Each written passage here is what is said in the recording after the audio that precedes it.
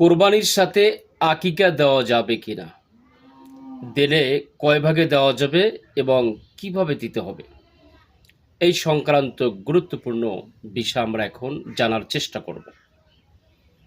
প্রিয় ভাই, আমরা জানবো, তবে জানার আগে একটি অনুরোধ, আপনারা সকলে প্রথম থেকে শেষ পর্যন্ত ভিডিওটি দেখবেন।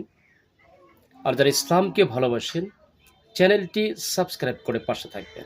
আসলে আমরা এখন জেনে নেই, অনেকজনই অনেক সময় প্রশ্ন করে থাকে যে আসলে কোরবানির সময় আকিকা দেওয়া যাবে কিনা। অবশ্যই যাবে। যদি যায় তাহলে কিভাবে দেবে?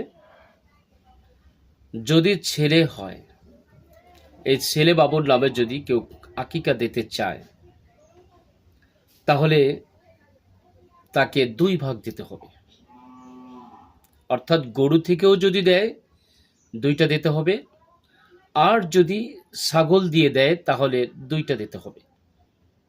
আর মেয়ের জন্য একটা, গরুতে 1 ভাগ, আর ছাগল দিয়ে দিলে 1টি ছাগল দিতে হবে।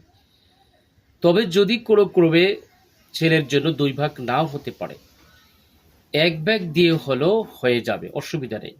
সামর্থ্য যদি থাকে 2 ভাগ দেবে, যদি সামর্থ্য বেশি না থাকে 2টা দেওয়ার মতো, তখন সেক্ষেত্রে 1টা দিলেও হয়ে যাবে।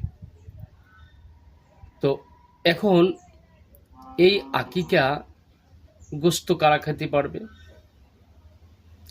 আকিকার গোস্ত কোরবানির গোস্ত সেম।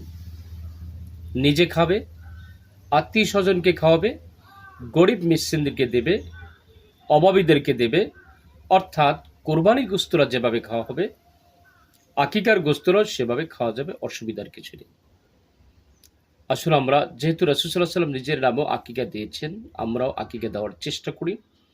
ছোট থাকতেই দিয়ে দিই, বাচ্চা হওয়ার 7 দিনের মাথায়, অথবা 14 দিনের মাথায়, অথবা 21 দিনের মাথায়। যদি 7 দিন, 14 দিন, 21 দিন নাও পারেন, অন্তপক্ষে বড় হলেও সামর্থ্য অনুযায়ী দিয়ে দেবেন। ইনশাআল্লাহ আল্লাহ রাব্বুল আলামিন সকলকে কবুল করুন। আমরা যেন সকলকে দ্বীনের বিধান সঠিকভাবে মেনে চলতে পারি, সে তৌফিক আল্লাহ আমাদেরকে দিন। আমিন। ওয়া আখিরু দাওয়ানা আলহামদুলিল্লাহি রাব্বিল আলামিন। চ্যানেলটি সবাই সাবস্ক্রাইব করে পাশে থাকবেন।